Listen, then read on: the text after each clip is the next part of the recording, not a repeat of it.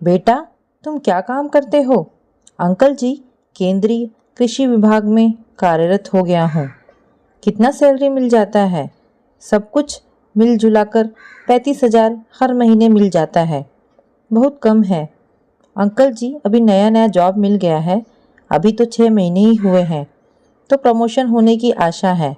लड़के ने उत्तर देने के स्थान पर मुस्कुरा दिया। सवाल पूछने वाले सुमित के दूर के पड़ोसी विजय थे। वह स्वयं तो ड्राइवर थे।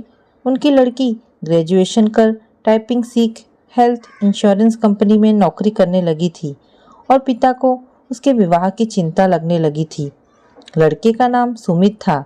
एक विधवा माँ का पुत्र पिता की प्रॉपर्टी के आने वाले पैसों से जीवन काट रहा था। सुमित ने बीएससी पास कर नौकरी ढूंढ रहा था, पर वो विजय जी से झूठ बोला था। विजय जी के पूछने पर कि प्रमोशन होने की आशा है। सुमित के मुस्कुराने ने विजय जी के मन पर बहुत अच्छा प्रभाव उत्पन्न किया था। सुमित रोज घर से निकल जाता नौकरी ढूंढने के लिए और रोज थका हारा आकर घर पर सो जाता। हमेशा फ़ोन में ही घुसा रहता। इसके 2 दिन पीछे की बात है। सुमित 5 बजे घर आया तो विजय जी की पत्नी संगीता उसकी मम्मी से घुल मिलकर बातें करती दिखाई दी। यह तो पहले भी कई बार हुआ करता था। जब सुमित आया तो संगीता ने मुस्कुराकर सुमित की ओर देखा। सुमित ने हाथ जोड़कर कह दिया, आंटी नमस्ते। जीते रहो बेटा, संगीता ने आशीर्वाद दे दिया। माँ ने बेटे को आया देखा तो समीप बैठी संगीता को कुछ कहा और उसे विदा कर दिया। जब पड़ोसन चली गई तो माँ सुमित के लिए चाय बनाने रसोई घर में चली गई।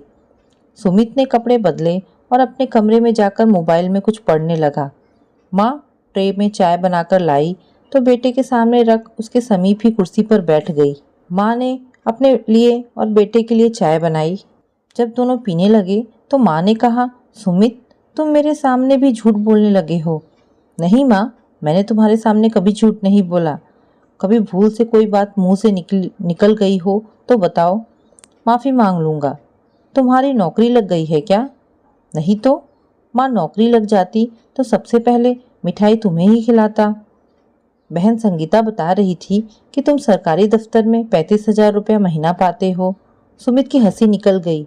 फिर गंभीर हो बोला, माँ, नौकरी तो मेरी बचपन से ही लगी हुई है। जो हमारा आगरा रोड पर जो 2 गाला है उसका किराया इतना तो आता है, तो यह नौकरी है। हाँ माँ, 2 दिन पहले ही विजय अंकल पूछने लगे तो मैंने यही बताया था कि मैं 35,000 कमा लेता हूँ हर महीने। पर सलोनी की माँ तो अपनी लड़की की सगाई की बात करने आई थी। वह कह रही थी कि सलोनी विजय जी की बेटी 15,000 पाती है। दोनों मिलकर अच्छी तरह से जिंदगी काट लेंगे। मैं समझ नहीं सकी थी कि तुम इतना बड़ा झूठ कैसे बोल सकते हो। इस पर भी मैंने तुम्हारी नौकरी की बात को गलत तो नहीं कहा। मेरे चुप रहने पर वह सलोनी के विषय में बताने लगी थी। सुमित ने चाय की एक चुस्की लगाकर कहा, माँ, सैलरी तो मैं पाता ही हूँ। यह सैलरी पिताजी ने लगाया हुआ है। हाँ, जब मुझे नौकरी मिल जाएगी तो उतनी मेरी उन्नति हो जाएगी। इस उन्नति के लिए ही कोशिश कर रहा हूँ। तो शादी मान जाऊँ? हाँ माँ, शादी होते ही हमारी 50,000 की उन्नति हो जाएगी, मेरा और सलोनी का मिलाकर। माँ को यह धोखाधड़ी पसंद न आई, परंतु घर में बहू 15,000 रुपये महीना और साथ दहेज दान यह सब विचार कर वह दुविधा में फंस गई। इसी परेशानी में वह चाय पीना भूल गई और बेटे का चेहरा देखने लगी। सुमित ने कहा, माँ मान जाओ, मैं कोशिश तो कर ही रहा हूँ। आखिर तो नौकरी मिलेगी ही। कब तक किस्मत की बेरुखी बनी रहेगी। क्या जाने, सलोनी के भाग्य से ही किसी प्रकार की नौकरी मिल जाए। माँ ने अपने मुंह से कभी नहीं कहा कि उसका बेटा कहीं नौकरी करता है और कितनी सैलरी पाता है। यह तो विजय और उनकी पत्नी संगीता ही जाति बिरादरी में कह रहे थे कि लड़का भारत सरकार के कृषि कार्यालय में नौकरी करता है और सुमित की माँ लड़के की शादी का बहुत ही धूमधाम से करने वाली है। जब सुमित छोटा था तब गाला का भाड़ा 15,000 रुपया था। उस 15,000 में से भी सुमित की माँ 3-4 हजार बचा लेती थी। जब गालों के भाड़े बढ़ने लगे तो सुमित के भी पर निकलने लगे और घर का खर्चा भी बढ़ने लगा। अब सारा पैसा ही सुमित घर खर्च में ख़त्म कर देता। एक दिन गाला में रहने वाले किराएदार का दिल्ली से बाहर तबादला हो गया और उसने गाला मालिक सुमित को कह दिया कि वह महीने की 30 तारीख को मकान खाली कर देगा। सुमित ने अब नए किराएदार के लिए ब्रोकर को खबर दे दी। उसने अपना पता देने के स्थान पर एक नंबर ही दिया। अब जो गाला किराए पर लेने आता वह उससे 1 लाख का डिपॉजिट मांग लेता। गाला का एक ज़रूरतमंद मिल गया था। 1 लाख का डिपॉजिट मिला तो सुमित ने शादी की दिन निश्चित कर ली।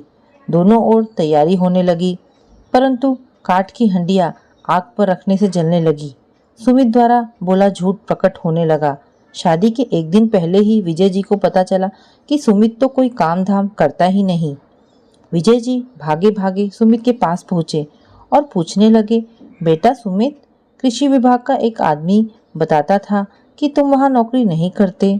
सुमित ने बहस में पढ़ने के स्थान पर यह कह दिया, अंकल जी, इस 1 तारीख को अपनी बेटी से पूछ लीजिएगा। मैं 35,000 उसके हाथ में रख दूंगा, तब तो विश्वास हो सकेगा। विजय जी चेहरा देखते रह गए। शादी महीने की 25 तारीख को नियत था, इस कारण विजय जी परेशानी अनुभव कर रहे थे। शादी के कार्ड भेजे जा चुके थे। बारात के स्वागत और भोजन के लिए हलवाई, तंबू, कनातों वालों तथा क्रॉकरी और खिलाने पिलाने वाले सब निश्चिंत हो चुके थे। विजय जी अनुभव कर रहे थे कि वह इतनी दूर तक जा चुके हैं कि अब लौट नहीं सकते। इस कारण विजय जी ने आश्वासन पा चुप कर रहे। उन्होंने यह सूचना अपनी पत्नी को भी नहीं दी और शादी की तैयारियां होती रही। शादी हुआ, खूब खाना पीना हुआ और विजय जी ने अपनी इकलौती लड़की को दिल खोलकर दान दहेज दिया। सुमित की माँ तो सलोनी को भली भांति जानती थी और उससे स्नेह रखती थी। इस कारण उसने यही समझा कि एक पड़ोसी की लड़की घर में रहने के लिए आ गई है। फर्क पड़ा था सुमित को और सलोनी को। दोनों ने विवाहित जीवन हर्षोल्लास के साथ आरंभ किया था। सलोनी ने अपने काम से 15 दिन की छुट्टी ले रखी थी और उसमें से 5 दिन बीत चुके थे। शादी के 5 दिन तक वो घर में ही रही थी। एक दिन सलोनी ने पति से पूछ लिया, कितने दिन की छुट्टी पर हैं आप? अभी तो छुट्टी ही है, 1 तारीख को सैलरी लेने जाऊंगा, तब कुछ दिन की छुट्टी और मांग लूंगा। मैं चाहती थी कि 1 सप्ताह के लिए कहीं बाहर घूम आए, तो हनीमून ट्रिप कैसा रहेगा? मैं नहीं जानती कि वह क्या होता है। मुझे 1 साल हो गया है नौकरी करते हुए। हर दिन एक ही काम करते हुए चित्त उब गया है। थोड़ा जीवन में परिवर्तन आ जाएगा, तब तो और छुट्टी के लिए घर से ही याचिका भेज देता हूँ। हाँ, यही कह रही हूँ। माँ से पूछना पड़ेगा, सुमित ने कहा। पूछने की क्या ज़रूरत है, उनको भी साथ लेते चलते हैं। तो यह हनीमून नहीं होगा। मैं हनीमून की इच्छा नहीं कर रही। मैं तो आपकी माँ को साथ रखने में कल्याण मांगती हूँ। तो तुम ही माता जी से कहो।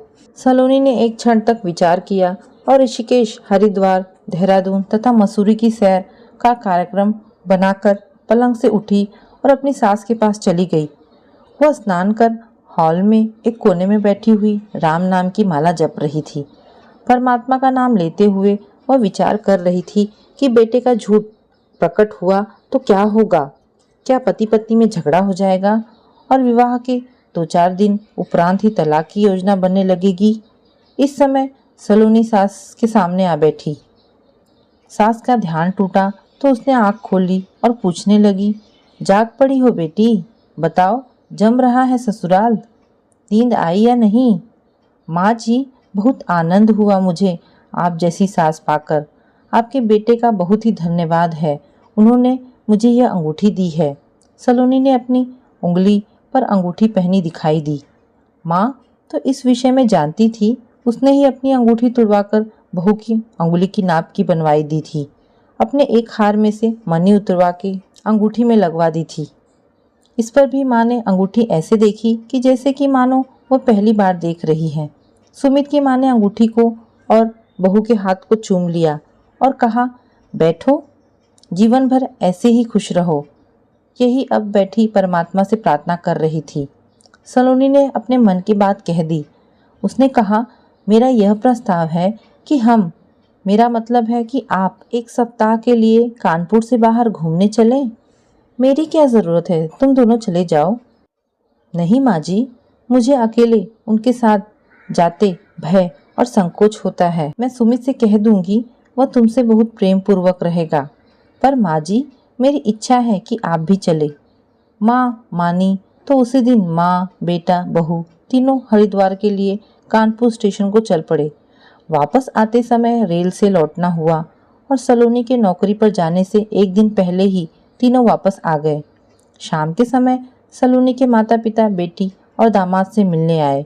संगीता ने उलाहना देते हुए पूछ लिया, कहाँ चले गए थे तुम सब? हनीमून मनाने गए थे, सलोनी ने कहा।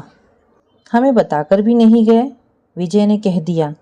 तो शादी के बाद भी आपसे पूछने की ज़रूरत थी, बेटी ने मुस्कुराते हुए पूछ लिया। मैं तो समझी थी कि अब मैं खुद शादीशुदा हो गई हूँ। विजय जी हंस पड़े। इस समय उसे दामाद की सैलरी की बात याद आ गई। उन्होंने बेटी से पूछा, तुम्हारे घर का सैलरी तो अभी आया नहीं होगा? वह सैलरी लेने ऑफिस में गए हैं।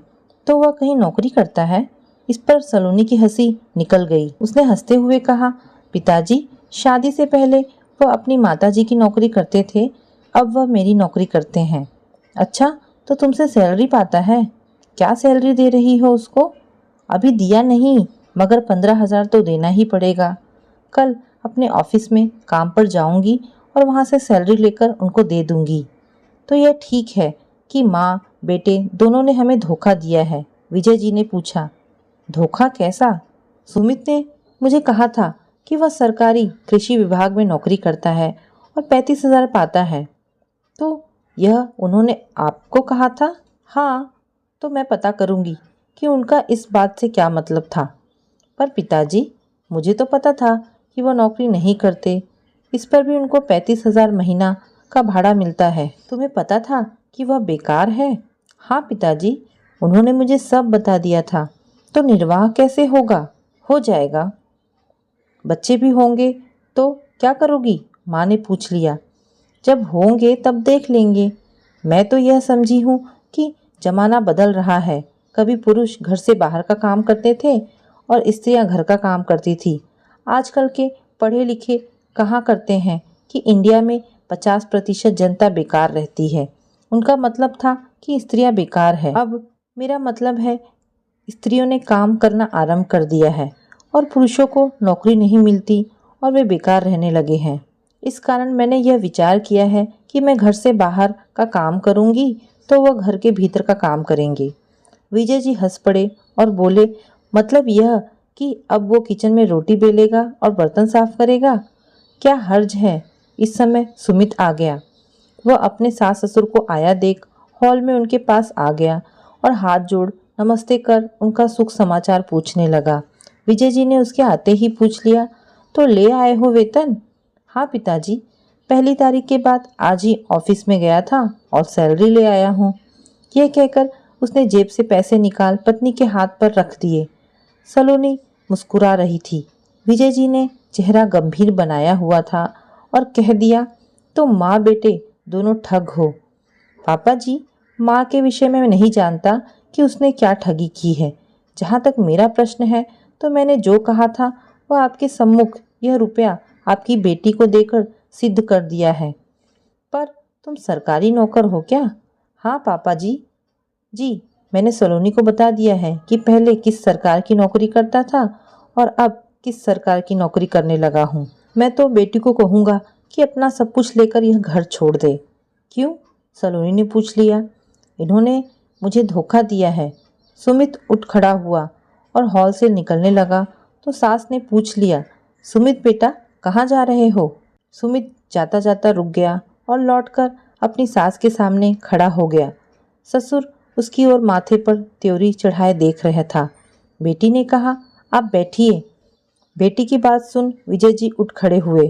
संगीता चाहती तो नहीं थी, परंतु अपने पति को उठा देख स्वयं भी उठ पड़ी और दोनों मकान से नीचे उतर गए। जब संबंधी मकान से नीचे उतर गए तो सुमित की माँ हॉल में आ गई। उसने आते ही कहा, बेटा मैं समझती हूँ कि तुमने शीघ्र ही कोई नौकरी ढूंढनी चाहिए। माँ, कोशिश तो कर रहा हूँ, मगर सलोनी कहती है कि मुझे नौकरी मिली तो उसकी नौकरी छूट जाएगी। तो यह ठीक ही होगा, सुमित की माँ ने कहा। नौकरी पुरुष ही करते हैं, स्त्रियां तो रानी बन घूमा करती हैं। माँ, मैंने और सलोनी ने यह निश्चय किया है कि दोनों में से एक ही नौकरी करेगा। बहू, तुम अपनी माताजी को समझा दो, उनको नाराज़ होने की आवश्यकता नहीं। यदि तुम नौकरी नहीं करती तो अवश्य बेटे को कहीं ना कहीं नौकरी मिल चुकी होती। सलोनी हंस पड़ी और बोली, मैं कल जाकर उनको यह समझाऊंगी।